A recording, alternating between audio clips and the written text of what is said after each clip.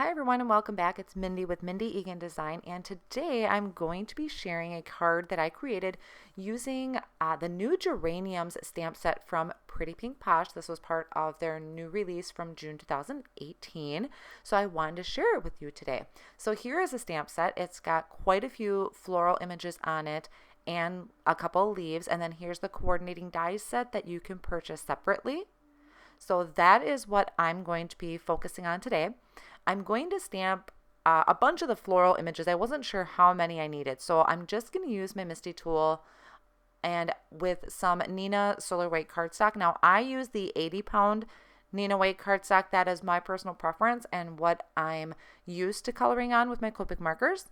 So I'm just lining up a bunch of the florals and a couple of the leaves into the MISTI. And I'm going to go ahead and stamp those onto that cardstock. I like using the MISTI tool just in case I don't get a clear impression the first time. That way I can stamp it again if I need to, just to have some really nice dark lines. So to do that, I'm using Simon Says Stamp Intense Black ink. This is a Copic Safe ink. So I'm just going to go ahead and get those inked up really well. Close the door and push down really well, and then I can always re-stamp it again if I need to, which I typically do just because I do like bold lines. I like kind of bold everything if you've seen my coloring before. So here we go. I'm going to start coming in with some Copic markers. I'm starting in with my darkest, which at this time of the video is the YR18. And so I'm just starting in the middle. I'm doing some very simple Copic coloring here with a 3 to 4 Copic blend. And I start from the middle and just flick outwards. So I'm just doing some real quick lines, uneven lines, I should say. I try not to make it so they're so straight across the same level throughout the petals. I try to break them up a little bit. A lot of times people like to leave white space when they do their flicking. I'm more of a blender. I like to just have all of my colors blended together. I think they look gorgeous to leave the white lines. This is just my personal preference to blend everything together. So I had come in with an YR15, and then this yellow that I'm using is a Y15 is what I started with. I end up having to switch to the Y17 because I think my Y15 is pretty dead, and I was having a hard time blending with it. So on the second flower, I'm going to switch that up. So that's what I listed for my colors on the blog. And also when you had seen my colors across the top of the screen, I listed the Y17 because that's what I typically had come in and used on most of them. So a lot of times with my Copic coloring too, I like to go over my images twice. That helps me get a smoother blend between the colors, especially when you have such a drastic difference here when I have the YR family and the Y family. I like to do it twice because then it just helps blend that smoother. So I started darker in the middle so it's nice and light on the outside. I'm not too concerned about any shadows. I just wanted to have it darker in the middle and the light on the outside. So now, like I said, with the second flower, I'm doing the same thing throughout all of the flower petals, starting with the darkest, blending with the mid-tone, and then I'll come in with my lightest color. And this is the flower where I realized I needed to switch up my markers because I had quite a few flowers left to color, and that Y15 was just not going to cut it. So here's just, it wasn't blending. I didn't have a lot of color, and I don't have a refill for it. So so I did come in, like I said, with that Y17, and I do go back over my first flower and add that Y17 too, just to keep everything consistent. So while I'm coloring this up, I just wanted to give you a little tidbit about what's coming up here. I am going to have a few more projects where I'm featuring items from Pretty Pink Posh. So make sure you head over to my blog. You can sign up for my email over there so that you're notified when I do have new blog posts come up.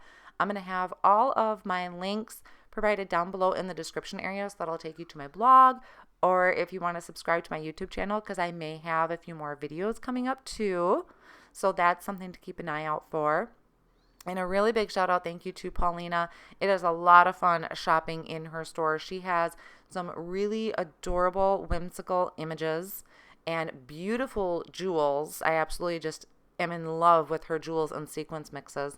And then she also has some really neat dies, a lot of different window type dies, which I'll feature one of them here that you'll see. So it's just a little something different to add to the cards, give it a little bit more character, something different to look at. So as you can see here, like I had said, I'm coloring everything the exact same. I did add a little bit of a shadow around my flowers. If there is a flower sitting behind it, I kind of wanted to add that shadow just to show that the flower is behind it. So I am doing a little bit of extra shadows here, but like I said, otherwise I'm keeping the Copic coloring fairly simple. And I'll continue to do that on through. Hopefully, during the course of this video, you're not hearing any screaming kids. It's summer now. Summer vacation has officially started, which means that doing voiceovers is going to be fairly interesting. I have to get the kids outside and into the pool, which, yes, they're out of the house, but kids do typically like to scream when they're having fun out in the backyard. So hopefully that'll be minimal and I can catch it, but that's kind of how my summer's going to work, is when the kids are running outside is when I'm going to be able to sneak in my voiceovers so I could still keep bringing you videos and explaining the process of how I had done a card, if there's any certain techniques. But summer vacations, always really fun. Both of my kids actually were really looking forward to it, which is funny because when it comes to probably about mid-July, maybe end of July, they're ready to go back. I know my son really gets excited. He wants to go back to school. When it gets to be about July last year, he was ready to go back, which thankfully we only live a little ways away from the school, so we can always just walk up to the school and visit it. So that's always really nice.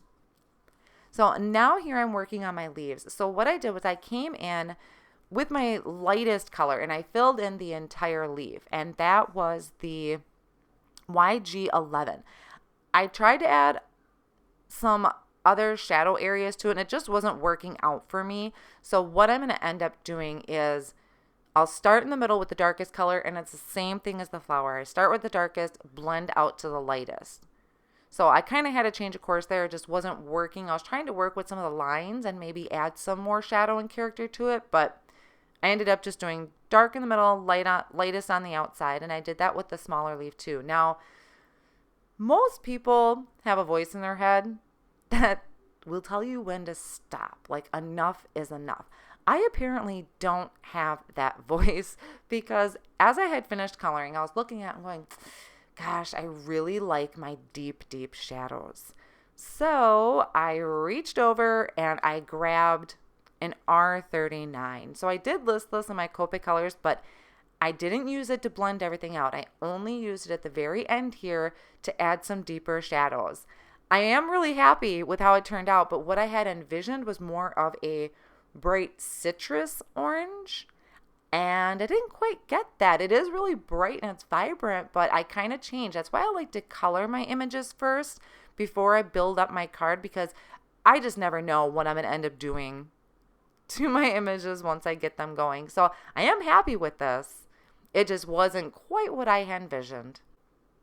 So now that I have all of the Copic coloring done, I'm actually going to come in with a white gel pen, and I'm just going to add little dots over where I had colored, because on the stamped images it does leave little dots, which of course I stamped in black ink, so they're black, and they kind of faded out a little bit because of all my coloring. So I decided to come in with a white gel pen and really make those pop.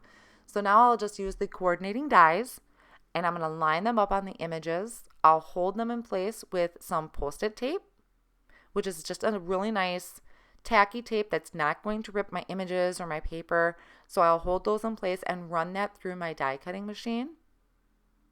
And then I can just pop those right out. And they're just looking so gorgeous. Now once I have the flowers together, I'm going to start kind of putting my card together now that I have the color palette of what I did.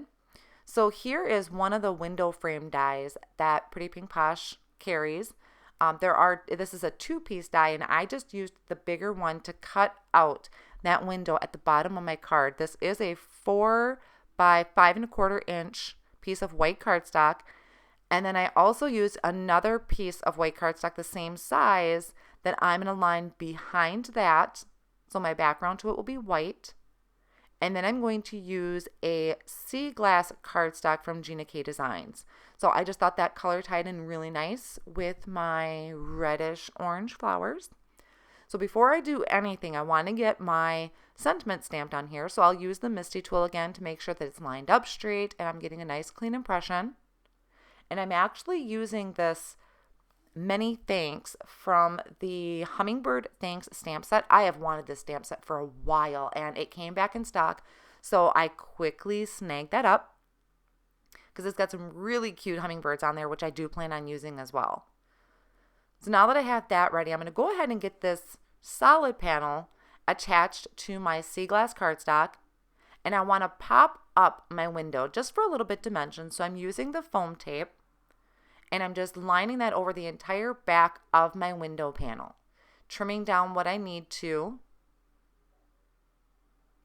and getting that set up to attach to my white panel that I have on there. So now this is just going to be a nice popped up window. And I just think this came out really nice. Something I thought about after the fact is maybe I could have added some light distress ink behind it just to separate that a little bit, but still totally happy with how this came out. But that's something you could consider if you decide to make something similar to this. So now I'm kind of laying out where I want my flowers to go. And you gotta remember, my window is popped up.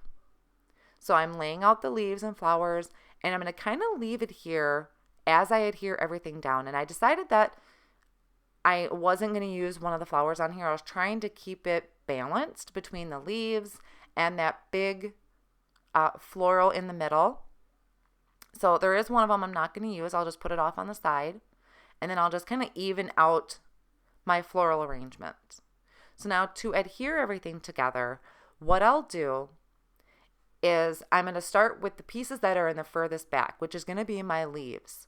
So I'm going to put a tape runner on one corner of the leaf, and then I'll put a little bit of foam on the other half of it. Because that window is up, I don't need to have foam on the entire part of the leaf.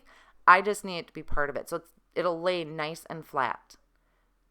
And so same thing there. You see I have foam on one piece and then the tape runner in the corner. And I'll do that with all of the flowers too. I'm just going to add the tape runner on the bottom half and then add a little bit of foam to the part that's going to be not attached to anything else, if that makes sense. And so I'll tuck all of these behind. And I like to use my tweezers for doing work like this because then my fingers aren't getting in the way. It really lets me see where I need to line everything up and I'm not bumping everything around. And I'm really happy with how that dimension came out. It just really adds a little bit of something without overdoing it. And then I can finish that off with my big floral piece in the front. And then of course, you can't make a card using Pretty Pink Posh products without bringing in some jewels. So I have some sea glass jewels, which happen to match the cardstock perfectly, and I thought it really tied in my base. So I'm just going to come in with some Nuvo Deluxe Adhesive and just line those up lightly around my sentiment. And that's going to finish off the card. So I really hope you enjoyed today's card. I hope I was able to explain it. I know some parts are just kind of hard to explain. It's better to just watch. So I really hope you enjoyed today's card, that you'll check out my blog, which I'll have listed down below, and all of the supplies as well. If you did enjoy this, please give it a big thumbs up and subscribe to the channel if you haven't already done so. Thank you so much for watching. Have a wonderful day, and I'll catch you next time.